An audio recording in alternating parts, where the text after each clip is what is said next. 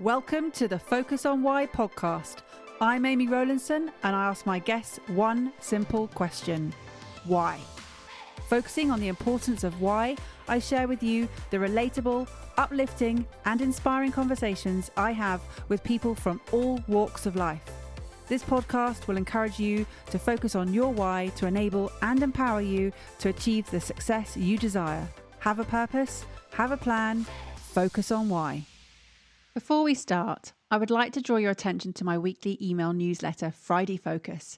Each Friday, I focus on one topic with one action arising. The link to sign up is in the show notes, or head over to amyrowlandson.com and sign up right now. Today on Focus on Why, I am joined by Beth Sherman. Welcome. Thanks for having me, Amy. Oh, I'm excited. I really am. And I'm just going to ask you, what is it that you're focusing on at the moment? Well, I have ADHD, so many things at the same time. There's a squirrel outside. I'm trying to do some work, and there's LinkedIn.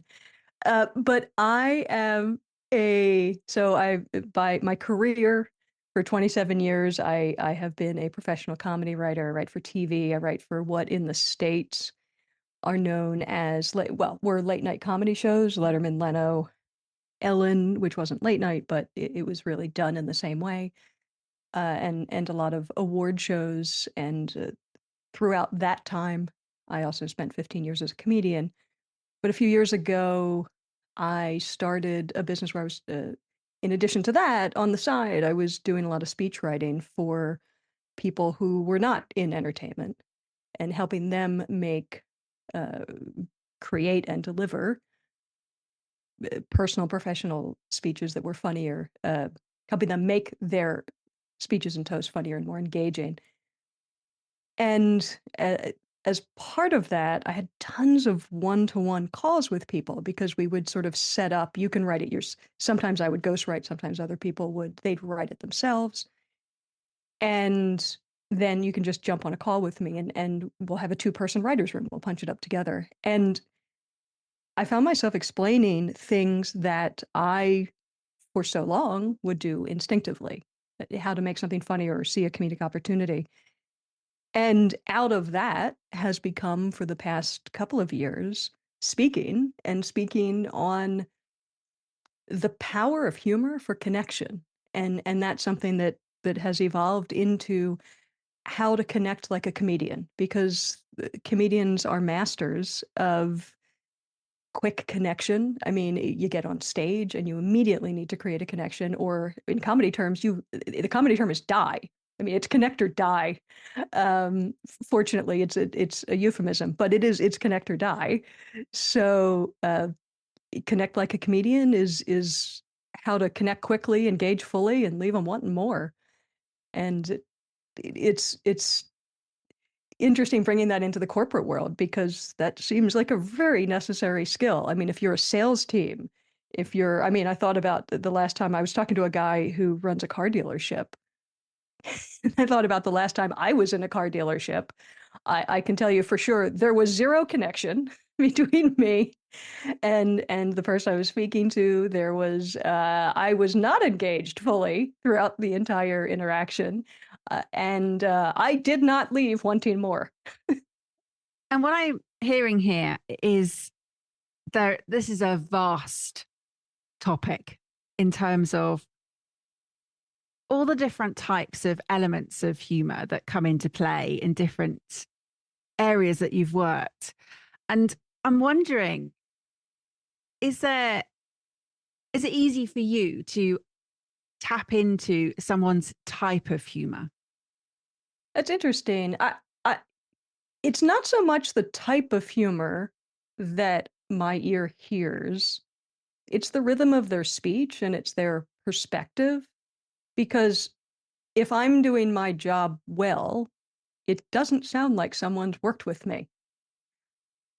Which I have to say is not the best business model. By the way, you can laugh out loud. I know that you're probably doing it to keep a nice, clean podcast, but if you could see the video of this, it's just Amy pulling faces and trying not to laugh out loud, which is very professional and good for a podcast, but as a comedian, it's um, I need instant gratification. You need the feedback. I get it.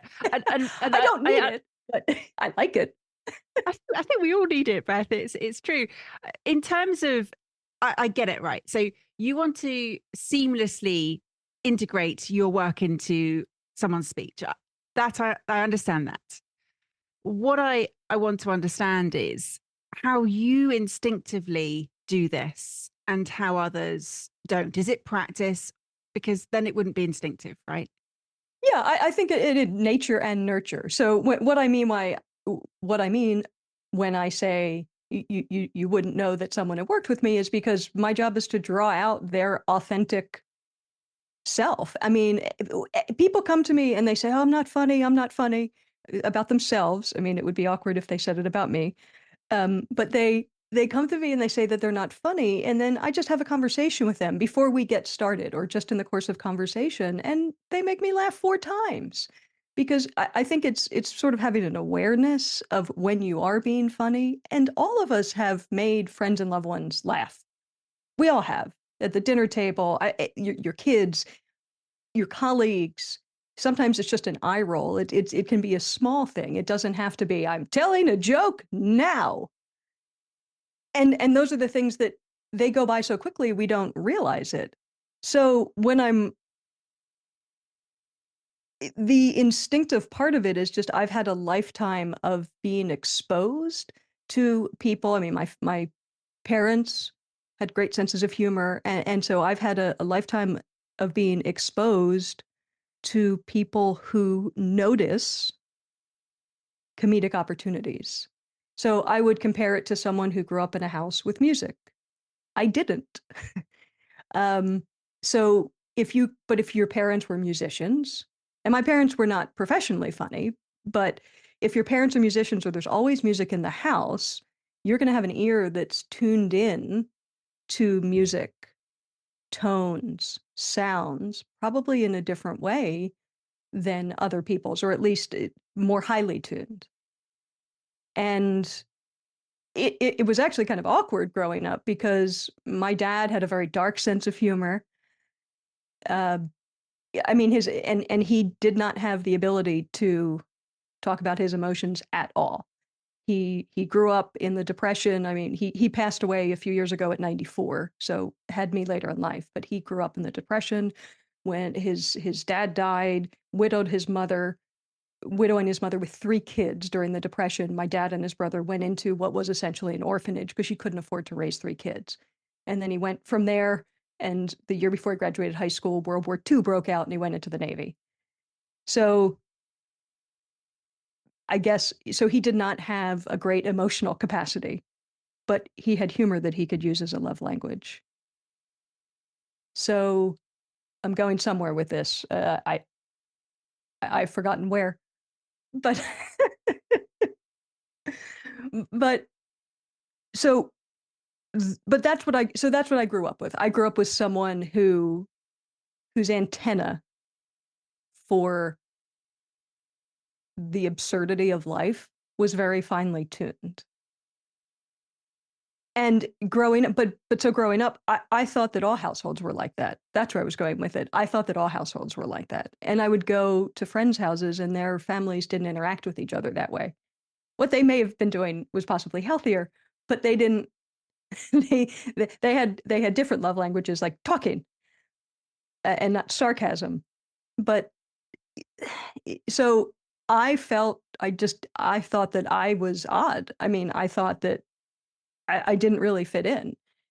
Well, I knew that I didn't fit in. And then it wasn't until then I went to college and I made some like-minded friends and got closer to feeling comfortable in myself. And then it was when I started working in rooms with professional comedians and comedy writers. And when I went into TV, because I was always in comedy, I've no aptitude for drama. I like watching it, but I can't write it. It was then I found my tribe. I found like-minded people and I felt understood. And that was um, so, I mean, that was amazing.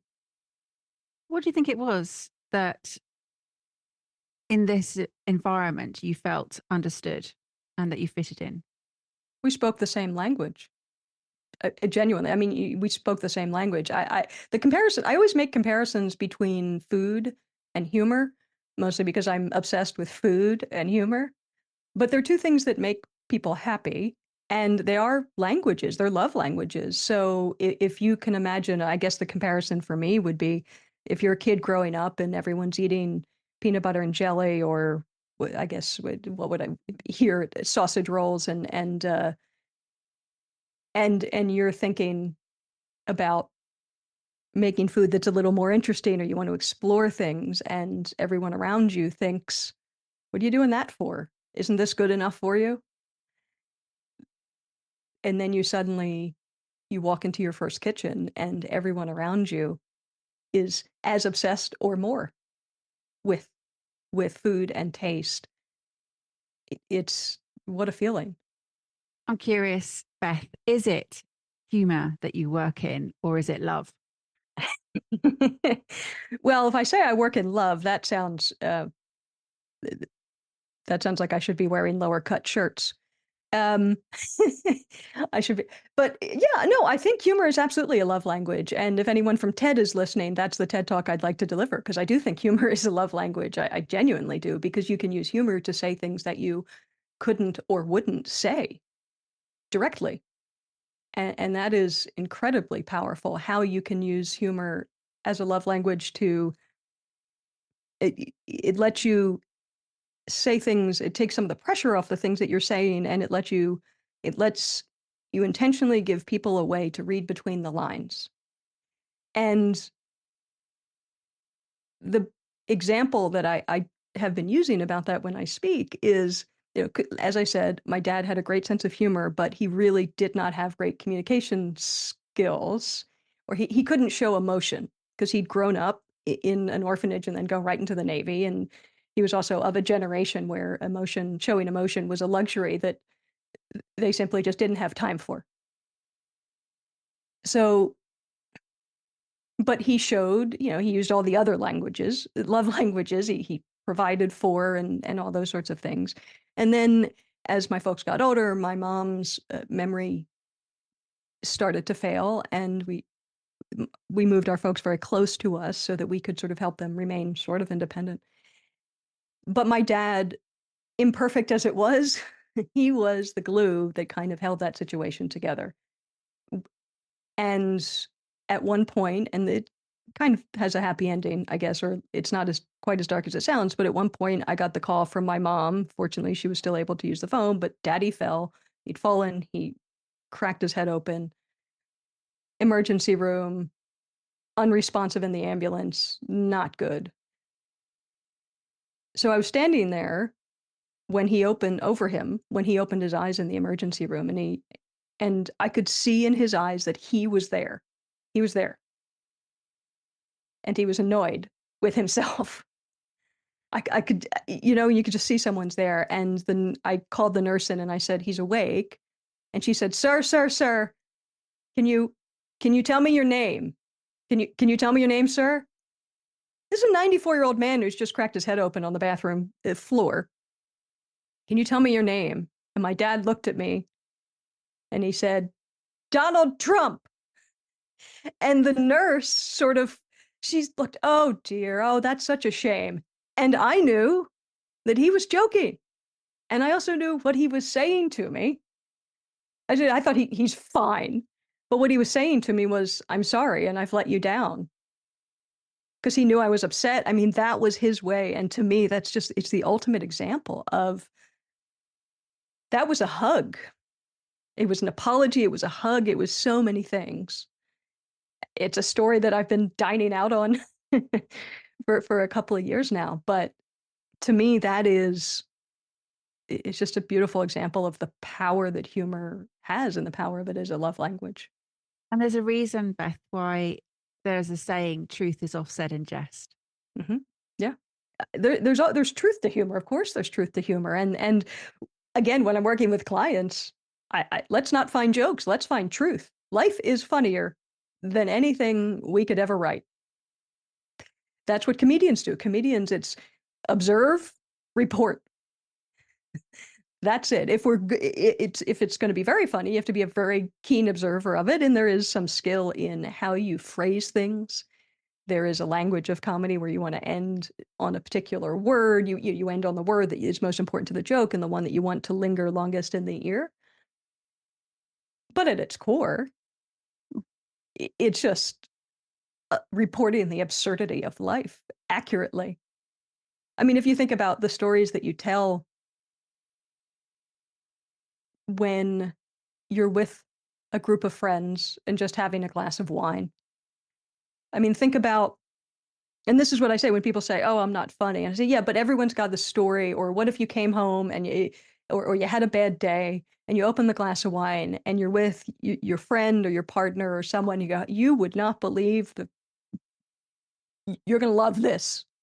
And you tell them, and all you're doing is telling them about your day. But they're laughing. I mean, you're venting, but you are seeing you've seen the absurdity, you're able to report it back, you're getting a response out of someone, you're creating emotion. We all do it. It's just a matter of realizing when you're doing it and being able to do it consistently. You're being able to sort of do it when you want to. And going back to that moment when you found that you fitted in with your tribe of fellow comedians, was it because you then saw other people had this incredible power of observation and interpretation? Well, that wasn't the phrase that was running through my head. I mean, hey, you guys all have this incredible power of observation, and But this is what I'm seeing in you, Beth, is that you're able to interpret, just as you just shared with your father, you knew what he meant in that moment. So he said two words. You then took an incredible amount from that, the emotions, the feelings that you could then articulate as a result of or understand from your father just from those two words. So that is a great interpretation and ability to understand what's going on for someone else. yeah, there's an emotional intelligence to humor, and I think to good humor. And I think when we see people who don't use it well, often it's politicians or people who use it in a way intentionally or not where it's hurtful. It's because they can make the observation, but they don't have the emotional intelligence to frame it in a way that makes everybody laugh. My personal taste on stage is if it's not, and 100% if I'm working with a client or if I'm on stage, to me, if every unless everybody's laughing, it's not funny. It's not funny. I mean, if people feel that they're the target of the joke or they feel, um, then to me, professionally, in a professional context, it's not funny. And also, there's a selfish part of that. I mean, if I'm on stage, I work with a lot of people who do wedding speeches, a lot of best men, and spend a lot of time telling people, maybe not that. Is there some other part of that story that we could go into? um, but there's also selfish reasons. If you're on stage, if I'm on stage, you know what sounds better than 100 people laughing? 200 people laughing. So it's not just part of that. It's not just, oh, I don't care if I hurt people's feelings. Well, no, but wouldn't you rather have more people laughing? Wouldn't you rather have everyone laughing? And sometimes it's a small tweak to a joke. It's not a big difference. And that inclusivity is key for you because I've been bullied. I mean, I think we all have, and to some degree, but um, it was not a huge part of my childhood, but it certainly was part of it. And I think that's a feeling that you hold in yourself. You remember that feeling. It doesn't feel good to be targeted. So, yeah, it's a kindness. And again, I talk about humor as a love language. So that's not love or that's not healthy love if you're making people feel bad. yeah, I love it. You've mentioned food, you've mentioned music, you've mentioned humor. What other love languages are there for you? Uh, that's a good question. I think that covers the big ones. I mean, if you can have all of those at once, Music is a big love language for me, though. I didn't listen to music growing up. This is my wife's the bane of her existence, but I didn't really listen to much music growing up. Well, I listened to a lot of show tunes because that's what was in my parents' that's the records that they had. So I have a deep love of that and Stephen Sondheim, but also because it's truthful and funny, his work. Uh, but food and humor and connection and people, I mean, I'm not sure what else I would need on top of that. I mean, my wife can take care of the music at the dinner party then, but we'll have we'll laugh and we'll eat. Yeah, if music be the food of love, play on, right? Absolutely. The modern day Shakespeare. Yes. But again, You're not tapping calling into me that, are you? emotions. I hope.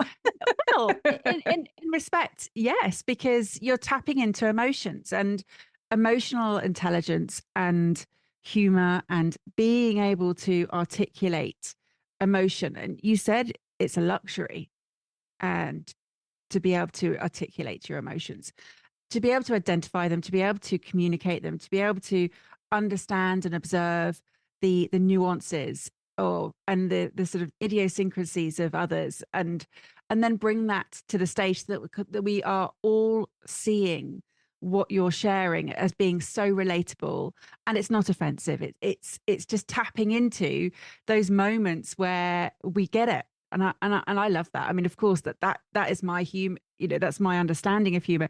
You mentioned right at the beginning, it's quite funny. I'm telling a joke now moment. And sometimes there's a joke in our house that, Amy, if you're trying to tell a joke, can you just put your hand up so we'll laugh, right?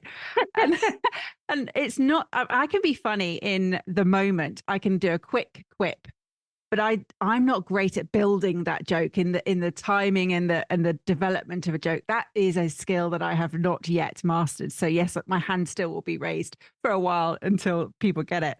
But it is, you notice these comedic opportunities and you are able to articulate that. And that is a fantastic skill.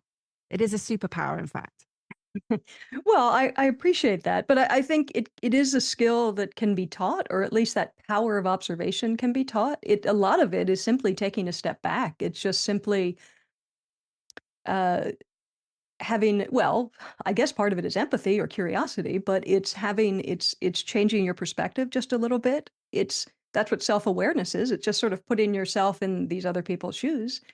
And what are they noticing about you? And it could be physical. I mean, it could be, look, I'm an American living in London. So when I get on a stage, I have to somehow acknowledge, or I choose to acknowledge the fact that my accent is different from most people in the room.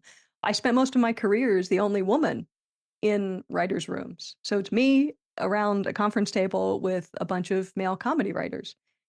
So you don't have to, it doesn't, self awareness, well, it's acknowledging the elephant in the room, which creates connection and it also smooths the path for people to hear what else you have to say. Because if I get up on the stage and everybody is thinking, oh, she's American, I wonder where she's from. Is that New York? It isn't, it's Philadelphia. But when they hear my accent, they're noticing it. So if I say, well, as you can hear from my accent, I'm lost, just a tiny little misdirect. This is not comedy gold. It's just a little something, but it always gets more than you would think because people think I'm a mind reader. So it serves so many different purposes when I acknowledge that, because also it gives me an opportunity to talk about it if I want to, but it clears the air a little bit. And in comedy, something that's, well, it lets people know that I have some self-awareness. I'm aware of my differences. I'm aware of where I am. And it also does what I talk about as clearing the path to the laugh. It's mm, it takes some of that noise, some of a little bit of tiny bit of interference out of the way. So it gets a laugh, which is great, and it's also kind of you get the benefit of the laugh and it's doing a job. So that's win-win. because clearing the path to laugh means just making it easier, literally and figuratively, for people to hear the joke or the content. If people are distracted and wondering where exactly my accent is from, they're not fully listening. So part of connect like a comedian or communicate like a comedian, it's helping people, it's helping people in any interaction to, that's why you get such quick and deep connection, is because you're removing obstacles, speed bumps. I can't call them humps. That just sounds wrong. I know they call them humps here. I can't do that. But it removes those, and it makes the process much more efficient. And it's smoothing the path, clearing the path to the laugh. Sounds better when you say it. Sounds much classier when you say it than it does with my Philadelphia accent. You know, clearing the path to the laugh, not the path to the laugh. How does this sit with your purposeful path? Well, that's deep. And you are a master podcaster because you just let me sit and marinate in it. You're not going to help me. You're just going to let me no, answer it, Sherman. Well, I have reached a certain age and then gone past it. But I've reached a certain age and a certain place in life where, and I think we all do, the older we get, we just have less time for bullshit. So to me, clearing that path to connection, I don't want to, I'm tired of playing games. I mean, I never was much of a game player, but I've reached a point in my life where I think, you know what?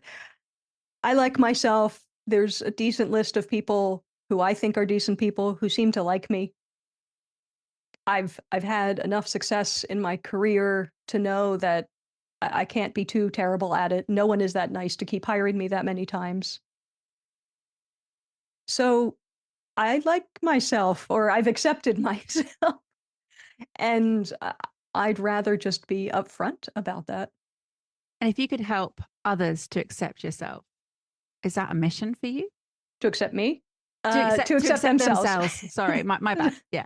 I'm just giving you a hard time. Yeah, absolutely. Because what's effective is if you're interacting with people. I mean, this comes up in leadership a lot because people think that humor will undermine their credibility. But it takes a lot of confidence to admit you're not absolutely perfect. To have just that little bit of self-awareness that says, yeah, I'm not perfect, but you can still do that in a confident way. To show just to show a little vulnerability. So, I mean, there's a poor man's Brene Brown, a very, very poor man when I say this. But I mean, vulnerability is engaging. Vulnerability is interesting. There's a lot of humor in vulnerability, and it's a very human thing. And it's counterintuitive when it comes to leadership because you're not supposed to be vulnerable, but just tiny little moments of vulnerability that creates connection. And if you're doing that in a way, it's okay to take you, it is possible to take your job or your message seriously without taking yourself seriously. And that's what resonates with people, your customers, your clients, your colleagues, your audience. They're people. So you can't just talk at them. They're going to hear you so much better if you have the ability to make that connection and just being a person.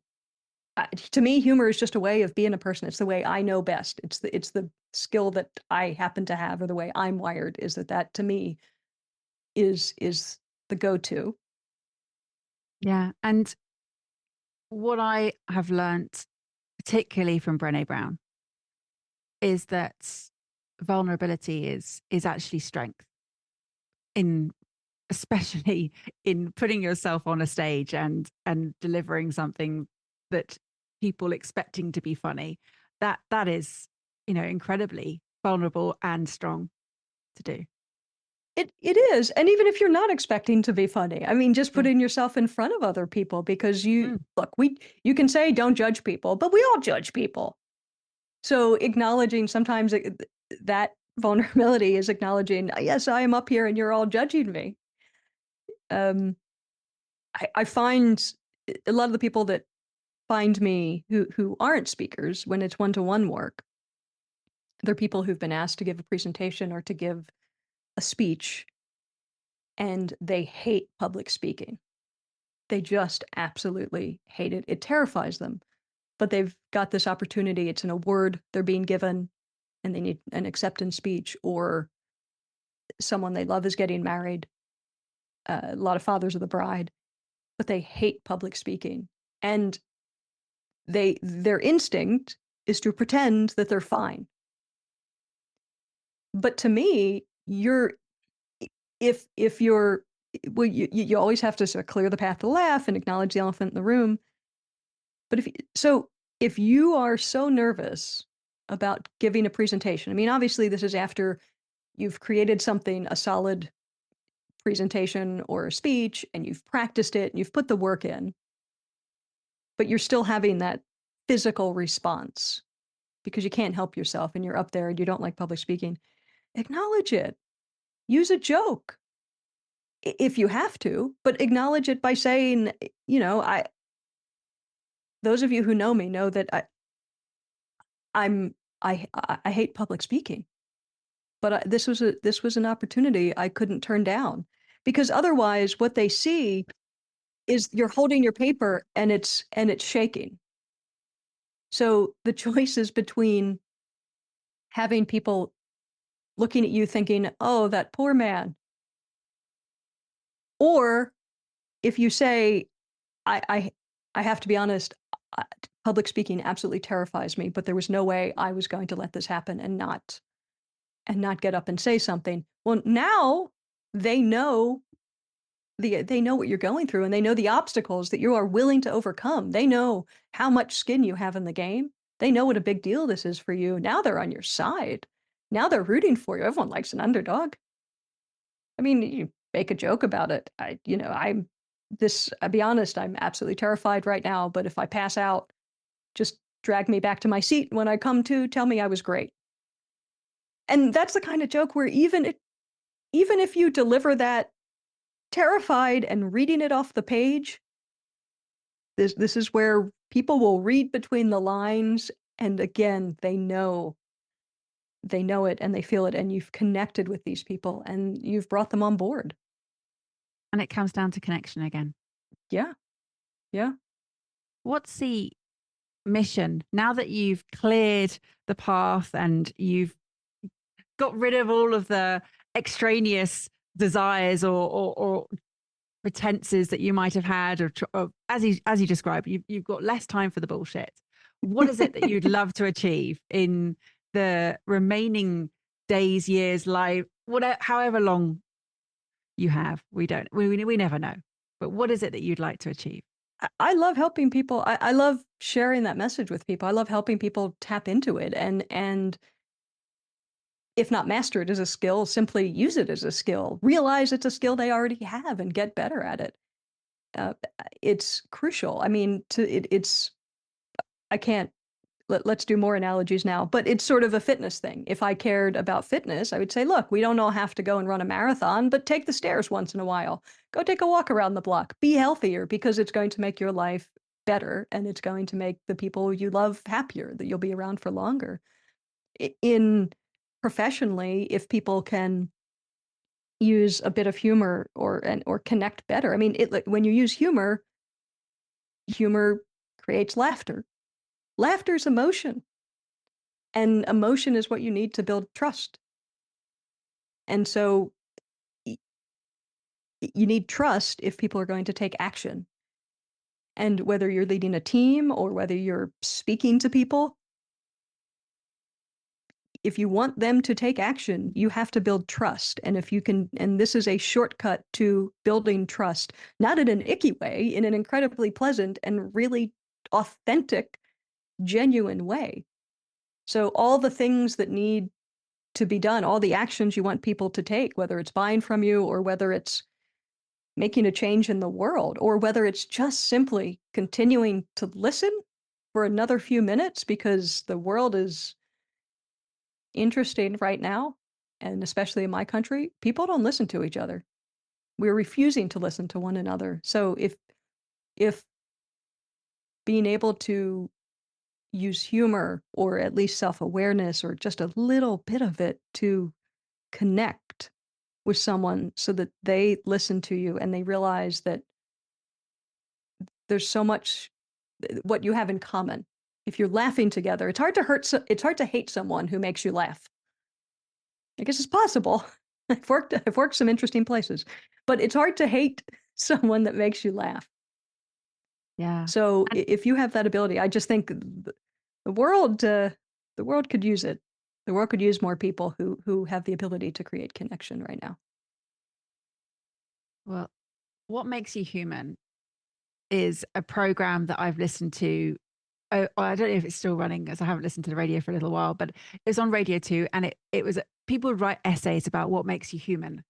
And I feel that from the essence of this conversation, what makes you human is the ability to have humor and to connect with people through that. And I really do see how what you've shared today, it is actually not just an extra luxury. It is a core human need to have humor in life. You're preaching to the choir. I couldn't agree more, and you've said it beautifully. I love it. I absolutely love it, Beth. And thank you so much for sharing why you do what you do. It really has been a beautiful conversation. How would people reach out and connect with you? What's the best way? We're going to put it in the show notes, but share with us as well. I'm on LinkedIn under my name, Beth Sherman, or you can go to my website, the very cleverly named bethsherman.com. Perfect. Very clear. And what is it that you would like to share with us as some closing words? Make someone laugh, make someone smile. Just try once a day. You don't have to go out and put on a big nose and clown shoes, but smile. The person you're getting a cup of coffee, someone you're sitting next to on the bus, and you see something ridiculous happen out the window. Just, the eye contact, the eye roll of, you see what I'm saying? Okay, all right. Just see what you can bring to your everyday life and the people around you. I can keep going. You're still looking at me. No, I did. I wasn't sure because it landed on a you. I tend to trail off. Yeah, it's a bad habit. But also, if you're out there and you're thinking that you're not funny, one, call me. But if you think that you're not funny, I say you are, and pay attention. Listen to yourself. Pay attention to yourself. Because I guarantee you make the people that you love or the people that you work with smile. You do. You do throughout the course of the day. So when that happens, stop and record it. Make a little note in your phone. Make a little note in your phone, and you'll start to notice when you're doing it and how you're doing it. And sometimes also those stories or those moments or the things, hey, even the things that just make you smile, jot them down. And then when you're in a position where you need to create connection with people. You have a job interview or you have a meeting or you're going to be at some networking event. You think, I don't have any anecdotes. I don't have anything funny to say. Look through that list and maybe you do, because we all make the people that we love smile at some point. And that's a great way to do it. It's just creating that awareness of when you do it.